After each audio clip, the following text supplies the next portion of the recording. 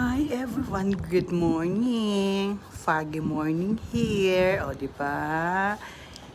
8:45 na pero grabe ang fog. Halos wala kang makita sa daan. So, yun yung mga cars nandun sa ibaba namin. Tapos, merong building dapat dun sa opposite. Kaya lang, hindi mo na siya makita. Look mo yung roundabout. At least ngayon nakikita na yung roundabout. Kanina mga 7:30 wala ka talagang makita. O, di ba? Medyo umangat na, medyo pataas na siya, pero grabe pa din. Tapos yung lamig, super lamig. Oh no. So, tingnan mo yung sasakyan. Ayan. O, diba?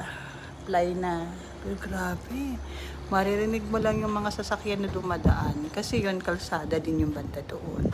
May mga truck na dumadaan. Kaya lang, hindi siya nakikita ngayon.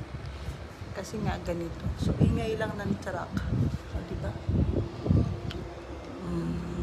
Mababa nga sana kaming mag-ina.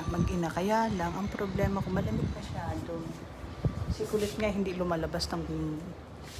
Ayun na lumabas na. Twink!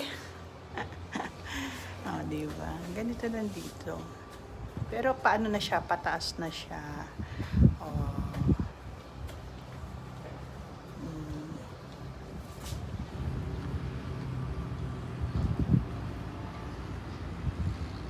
So, pag nasa gitna ka talaga ng discharge, ganito yung pad.